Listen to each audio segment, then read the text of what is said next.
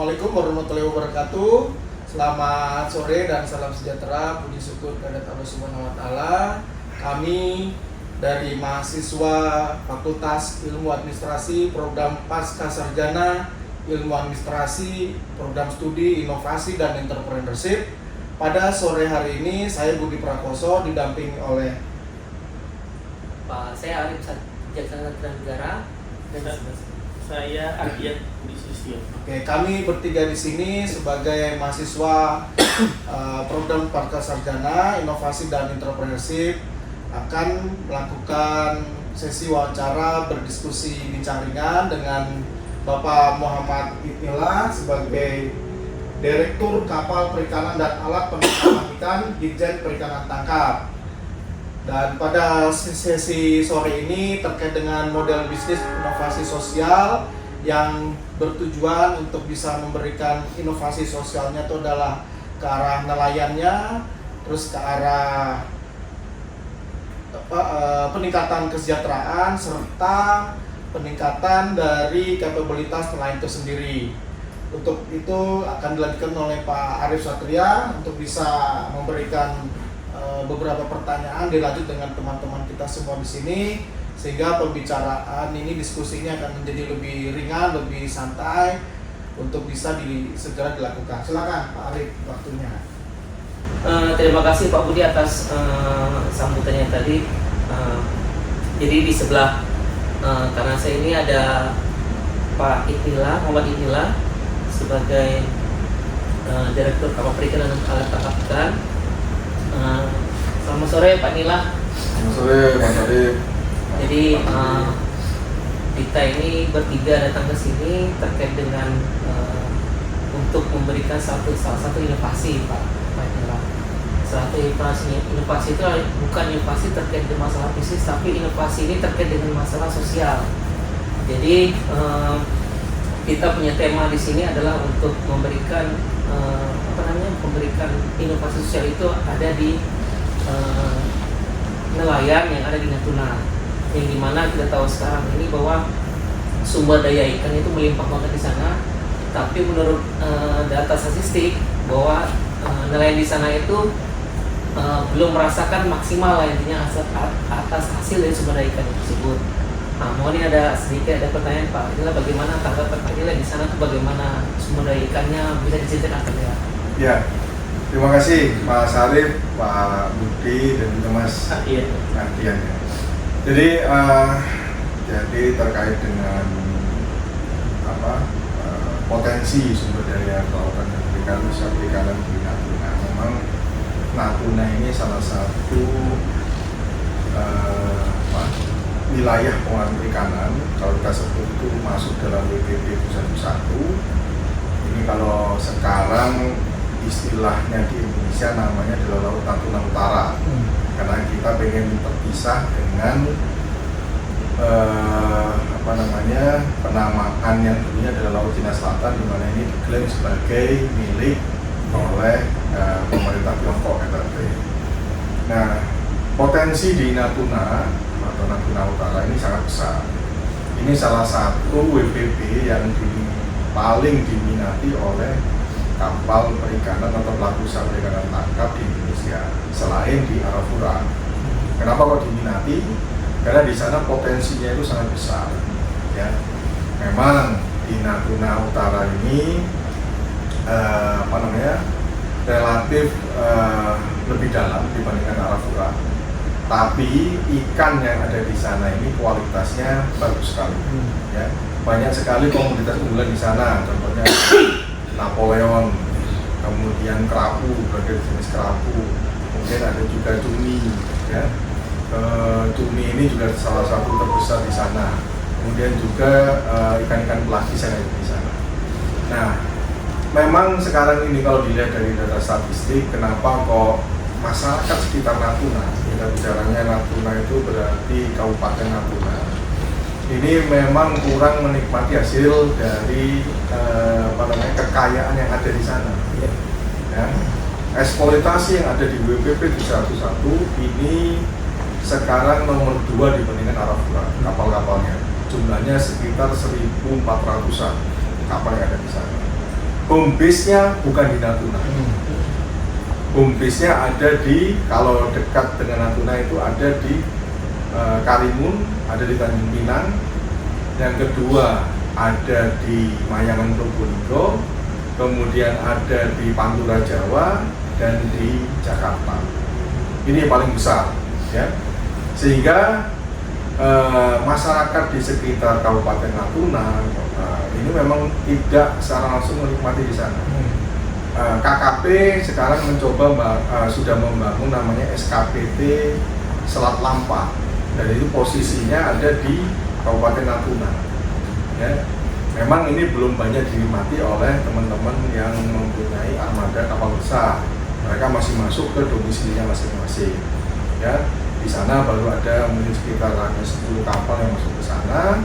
Itu pun tidak melakukan pembongkaran, biasanya transit. Makanya tadi kalau misalkan ini mau mencoba untuk menggali potensi Natuna, bagaimana nanti untuk mengembangkannya, baik dari sisi bisnisnya, kemudian sosial dan lain-lain, saya rasa pas memang bagaimana mengembangkan di sana. Sekaligus juga kebijakan penangkapan ikan terukur ini nanti mewajibkan seluruh armada kapal yang beroperasi di satu daerah penangkapan ini wajib mendaratkan ikannya di daerah penangkapan tersebut, tidak boleh keluar. Jadi kalau orang Jawa menangkap di Natuna harus mendaratkan di sana, orang Jakarta menangkap di Natuna harus mendaratkan di sana. Nah ini nanti kita berharap ada pemerataan ekonomi, ya, dengan paling tidak dengan mendaratkan di sana itu pertama tenaga kerja, ya, kemudian juga dari sisi perbekalan, BBM, ya, paling enggak di situ. Kemudian yang pasti dari sisi nanti untuk tradingnya, masalah mungkin untuk konsumsi lokal dan lain-lain seperti itu. Ini kami yakin bahwa kalau kita paksa mereka mendaratkan di sana, kita fasilitasi pelabuhan yang representatif, insya Allah nanti kehidupan masyarakat di Natuna khususnya ini bisa meningkat dengan adanya kapal-kapal itu masuk dan melakukan kegiatan ekonomi di sana. Gitu Mas Ari. Baik, berarti kayak bersambut ini, Pak. Artinya kita kan memang inovasi kita di sini kan memang kita coba mendekati dari para nelayan. Mereka membutuhkan terminal kapal ikan yang terutama standar ini akan kita bantu banyak. Jadi mereka tidak lagi kesulitan akan mencari kapal lagi intinya. Terutama yang setahu saya kan dari KKP itu di Natuna juga paling banyak diminati ya 3GT ini. Soalnya kan operasinya tidak terlalu mahal ya di sana. Gimana Cak menurut Cak? Ya, jadi mungkin tahap awal memang kan rata-rata di Natuna itu kapalnya kecil memang, ya. Kemarin ada bantuan-bantuan yang cukup besar, mereka tidak mampu mengoperasionalkan. Mungkin ada kendala masalah mungkin SDM, kemudian juga masalah biaya operasional. Mungkin juga dulu belum ada pelabuhan atau tempat pendaratan yang pas lah, artinya ada pembeli dan lain-lain. Dengan program berapa tahun ini kapal ukuran di bawah 5GT ini memang sudah pas. Hanya ini kan sebenarnya untuk memicu saja sebenarnya. Nantinya juga kami berharap bukan hanya 3GT terus, tapi nanti juga bisa lebih jauh lagi, ya, lebih besar lagi. Mungkin juga harus kita sadari bahwa Natuna itu adalah perbatasan, ya. Salah satu WPP yang dibuka khusus untuk namanya alat tangkap jaring hela ikan berkantong, atau kalau dulu kita sebutnya adalah bukan ikan, salah satunya di Natuna. Kenapa? Ini supaya untuk dia bisa bersaing dengan nelayan-nelayan di wilayah perbatasan tersebut, Vietnam, dengan Cina, ya kan? Soalnya mereka juga pakai alat tangkap yang sama. Nah, kita buka itu kekhususan sebagaimana di Selat Malaka, ini kita buka untuk bersaing dengan nelayan-nelayan yang ada di sana. Jadi alat tangkapnya anggaplah sudah apple to apple lah, sama lah, gitu kan? Ya nanti. Jadi kami berharap memang sekarang ini targetnya mungkin kita akan coba bahwa nelayan di Natuna itu bisa meningkatkan taraf hidupnya dulu. Kemudian nanti setelah meningkat dia akan punya pikiran untuk lebih mengembangkan lagi dengan kapal-kapal yang besar. Kemudian juga bisa menggunakan alat tangkap yang memang khusus kita buka untuk perairan Natuna. Untuk kapal-kapal kecil yang saat ini saya kira memang dengan kapal yang kita bantu kemarin atau dengan kapal ukuran 3 GT ini saya rasa sudah cukup lah. Sementara cukup untuk bisa meningkatkan taraf hidup mereka. Tinggal bagaimana kita memastikan masalah pemasaran, menjaga kualitasnya supaya tangkapan ikan yang bagus-bagus ini tidak nanti malah rusak karena penanganannya kurang bagus. Misalkan contohnya ada palkah yang berinsulasi, kemudian ada pulpok atau cara penangkapan yang baik sehingga nanti hasil tangkapannya tetap bisa bernilai jual tinggi. Itu misalnya. Mungkin Pak Den ada Mungkin kalau dari perikanan sendiri Pak, dari KKP mungkin ada bantuan ya ke sifatnya ke nelayan atau wilayah Natuna sendiri ya. Mungkin ada untuk pembuatan kapal atau sarana prasarana di wilayah Natuna. Untuk kegiatan itu sudah dilakukan mulai kapan Pak ya? Untuk bantuan-bantuan itu biar untuk peningkatan ekonomi dari para nelayan. Ya, jadi secara umum bantuan kapal dari KKP ini sebenarnya sudah mulai zamannya kita masih di Departemen Pertanian, itu banyak program-program. Namun memang itu tidak masif ya. Kita masifnya itu mulai tahun 2010. Kemudian paling besar ada 2016 sampai sekarang ini. Nah, bantuan-bantuan ini sebenarnya bukan untuk apa ya, untuk menggantikan semua armada sebenarnya. Kita hanya sebagai pemicu saja sebenarnya. Nah, karena apa? Perairan kita itu sangat luas, ya, sangat luas. Kalau dari sisi statistik, perahu tanpa motor, artinya yang pakai dayung, itu jumlahnya kurang lebih hampir 80%.